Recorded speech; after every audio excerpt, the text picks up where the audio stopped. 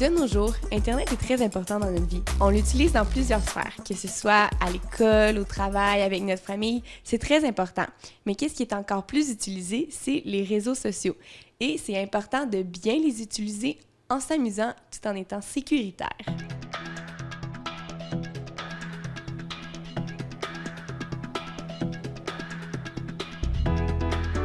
Facebook, c'est vraiment le réseau le plus populaire avec 1,4 milliard d'utilisateurs actifs par mois. Donc, il y a des raisons pourquoi il est si populaire. C'est un moyen de rester en contact avec sa famille, une famille éloignée peut-être, des anciens collègues ou des amis d'enfance, donc on peut les suivre. On peut également suivre des compagnies ou des organismes. Si, par exemple, on est un amateur de Apple, on suit la page d'Apple et puis on va savoir tous les gadgets qui vont sortir. Il y a ça qui est intéressant. Il y a également le côté viral. Facebook est tellement répandu que ça devient le monde s'en sert pour retrouver des gens. On reprend l'exemple à Trois-Rivières, il y a quelques années. Il y avait une femme qui s'était habillée en infirmière, qui était rentrée à l'hôpital, puis qui avait enlevé un enfant, un bébé. Et puis la police, pour retrouver cette femme-là, a décidé de mettre sa photo sur Facebook. Les gens ont partagé, puis on a retrouvé la femme de cette manière-là. La facilité de communication. On peut parler à des gens qui sont partout dans le monde avec ce réseau social-là. C'est vraiment agréable. Ça nous permet de garder contact avec nos amis ou notre famille, même s'ils sont éloignés. Avec Facebook, bien maintenant, je renoue avec des amis avec qui je travaillais, des gens que j'ai côtoyés dans les milieux de mon travail. En fait, qu'est-ce que j'aime sur Facebook, c'est qu'on peut communiquer assez facilement avec nos amis, puis aussi avec notre famille, qu'elle soit à l'extérieur. La rapidité aussi de l'information, comme on l'a vu, il y a eu un événement au Népal, il y a eu une catastrophe en fait. Puis il y avait une petite option pour voir si nos amis étaient en sécurité ou s'ils étaient mal pris. C'est un bon moyen de divertissement avec toutes les photos puis les vidéos qui peuvent passer, qui sont drôles. Facebook peut permettre aux gens de se rejoindre et ça crée une espèce de communauté, si on veut, une cyber-communauté. Ça me permet de découvrir des choses intéressantes un peu à tous les niveaux. Une des choses que j'aime beaucoup de Facebook, c'est l'habilité de créer un groupe où on peut collaborer avec plusieurs personnes, soit pour un événement, soit pour, quand je pense, pour les gens qui font partie d'une équipe sportive. Puis aussi, qu'est-ce qui est le fun, c'est que si jamais on veut faire une levée de fonds ou un événement pour quelque chose de spécial, en fait, c'est assez rapidement, puis on peut aussi avoir un grand nombre de personnes là, assez vite. Aujourd'hui, chaque entreprise se doit d'avoir une présence en ligne. On voit que le retour d'investissement est beaucoup plus rentable dans ce style de marketing-là que le marketing traditionnel qu'on avait.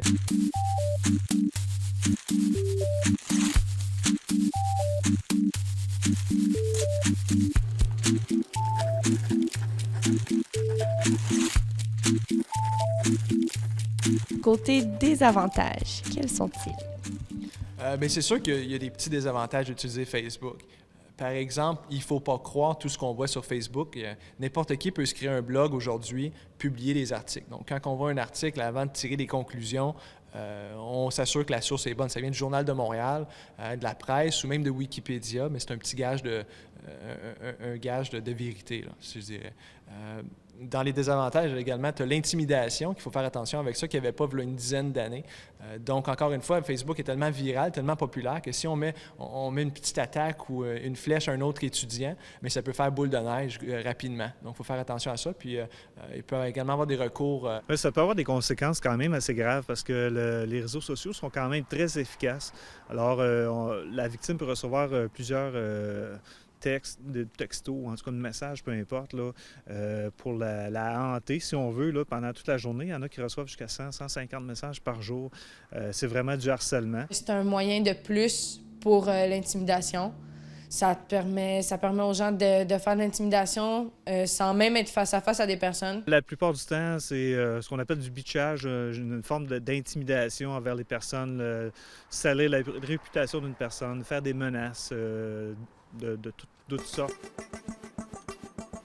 S'il y a des plaintes officielles, ce sont quand même des infractions qu'on peut utiliser le code criminel pour porter des accusations contre ces personnes-là. Quand on navigue sur ce réseau-là, il faut être sûr de l'information qu'on publie. Il faut être sûr de vérifier nos sources aussi avant de publier quelque chose parce qu'il y a beaucoup de désinformation qui se fait sur ces réseaux sociaux-là. Les gens publient des choses qui n'ont aucun sens sans même vérifier la crédibilité de leurs sources. Ça peut devenir dangereux d'écrire tout le temps ta vie sur Facebook, dire que t'es pas chez vous, qu'il y a personne dans ta maison. Puis, tu sais, Facebook, il faudrait que les jeunes comprennent des fois, ben pas juste les jeunes, en fait, tous les utilisateurs, il faudrait qu'ils comprennent pour certaines personnes que c'est pas un journal intime. La chose que je déteste le plus de Facebook, c'est les notifications de jeux. Il y a le fameux Farmville que tout le monde, on a tous vu passer. Souvent dans les jeux, pour avoir une vie supplémentaire, de l'argent supplémentaire, on va demander d'inviter ses amis au jeu. Donc ça peut être à répétition, ça peut être agressant pour la personne. Souvent, il y a beaucoup de gens qui ne veulent pas jouer à des jeux. Donc c'est de limiter l'invitation comme ça. Tous les réseaux sociaux, c'est quelque chose, un phénomène qui est quand même assez récent. Et puis, ça a changé un peu les méthodes, disons, de travail, ou plutôt la criminalité, ça a changé de façon de faire. Autrefois, on utilisait plus les téléphones où les gens se parlaient entre eux, puis on avait des plaintes de menaces, du harcèlement, des choses comme ça, des téléphones harassants. Maintenant, on se sert de ces réseaux sociaux-là pour les mêmes raisons, finalement. Les gens qui vont se défouler sur des statuts, parfois, ils pensent pas que ça va rester pas mal toujours sur Facebook. Donc, ça donne vraiment une mauvaise image de soi. Surtout aussi que maintenant, il y a un avantage, en fait, pour les employés. Les employeurs, en fait, ils peuvent aller voir sur ton profil un peu à quoi tu ressembles. Donc, c'est pas vraiment non plus une bonne image de ta personne que tu donnes. Quand on met une photo, il faut savoir que c'est ouvert à beaucoup de monde. Par défaut, c'est les amis de nos amis. Donc, si quelqu'un prend cette photo-là et puis la sauvegarde ou la repartage, mais là, c'est plus entre vos mains. Donc, tu peux aller la supprimer par la suite, puis elle va toujours rester en ligne. Donc, qu'est-ce qu'on met sur Facebook? Il faut faire attention. Il faut se souvenir que c'est public. C'est facile de tomber dans le gouffre Facebook, si je peux appeler ça comme ça. L'utilité de Facebook qui est à la base d'informer les gens. Facebook qui se transforme peu à peu dans une espèce de réseau de jeux, un réseau d'invitations à des groupes, à n'importe quoi, puis on perd l'utilité de communication et d'information. On n'a aucun contrôle sur ce qu'on publie. Un coup qu'on a écrit un statut ou qu'on a publié une photo, on n'a plus aucun contrôle. Tous les messages, tout ce qu'on met sur Facebook, finalement, ne peut être enlevé. Alors, c'est important de l'utiliser à bon escient, puis de faire attention, de ne pas aussi mettre de l'information personnelle sur ces choses-là. Il faut se servir de la messagerie interne qu'on peut envoyer à une personne en particulier. Là, à ce moment-là, si c'est une personne de confiance, c'est pas de problème. Mais d'éviter de mettre des informations personnelles comme sa date de naissance ou on part pour le sud pendant une semaine, la semaine prochaine. Alors, c'est des informations que si ça se retrouve sur le mur, c'est public. Et il y a des gens qui vont regarder ça, ces informations-là. Ils peuvent en profiter pour aller faire une petite visite à domicile. Comme je n'ai pas suivi nécessairement une grande formation en informatique, bien, il faut que je sois toujours à surveiller, voir qu'est-ce qui se passe pour ne pas me faire avoir, parce que c'est assez facile de se faire avoir. Il y a déjà eu des cas où il y a des employés qui se sont fait mettre dehors parce qu'ils avaient dit des méchancetés à propos de leur patron, de leurs collègues. Donc, il faut faire attention à ce qu'on met sur son profil, c'est public.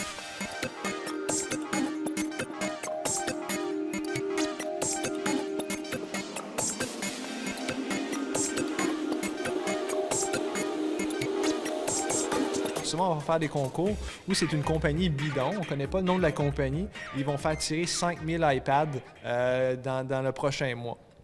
Donc, il faut faire attention. Si ce n'est pas une compagnie réputée, bien, il y a de fortes chances que c'est trop beau pour être vrai, ça ne fonctionne pas. Ça, quand ils disent si t'es vraiment, si t'es mon ami, je partage avec moi, ou si cet article-là te dit quelque chose, je vais voir si t'es mon ami ou je vais voir si tu t'as compris. En tout cas, il y a des partages là, que je trouve inutiles.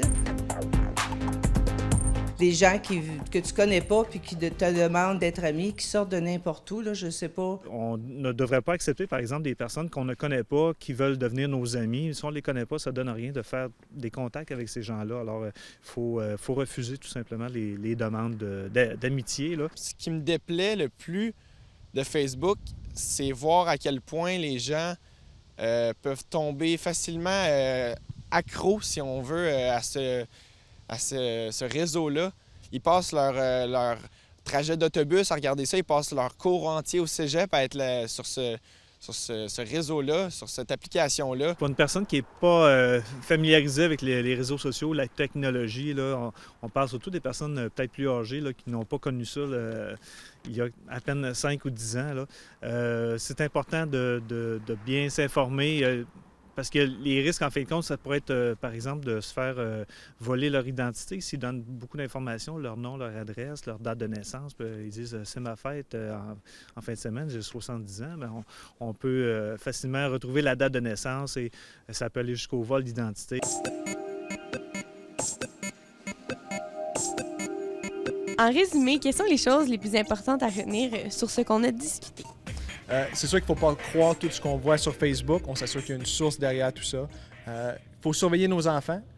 Théoriquement, Facebook est interdit au moins de 13 ans. Donc, on garde tout le temps toujours un œil sur eux. Et puis, on fait attention à ce qu'on publie sur Facebook. Qu'est-ce qu'on publie, ça reste sur Internet. Il y a des moyens de configurer son compte pour que ce soit ce qu'on va publier est seulement disponible aux gens proches. Donc, on peut jouer avec ces configurations-là pour nous aider. Là.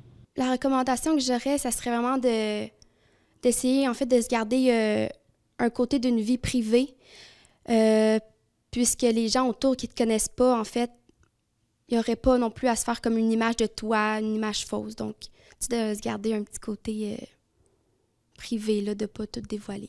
Je conseillerais sur les réseaux sociaux de faire attention parce que c'est bien, comme je disais, c'est un moyen de divertissement. On peut avoir du plaisir avec ça, mais vraiment de faire attention pour ne pas donner trop d'informations, pour garder une vie privée quelque part. Que ce soit Facebook, que ce soit Twitter, que ce soit Instagram, YouTube. Vraiment utiliser ces réseaux-là pour le mieux sans non plus agacer les gens avec des invitations ou avec quoi que ce soit dans ce style-là. Là. De penser avant d'envoyer une information. En fin de compte, les réseaux sociaux, ce sont des outils qui sont à la disposition des gens pour les utilisateurs. C'est pour communiquer avec les gens autour d'eux. C'est pour retrouver des personnes qu'on a perdues de vue depuis un bout de temps. Alors, si l'outil est utilisé intelligemment, il n'y a pas de problème. Ce sont de merveilleux outils. En résumé, le but n'est pas de cesser d'utiliser les réseaux sociaux, notamment Facebook, mais de bien les utiliser. Glory Boulieno pour Connecter sur Magog.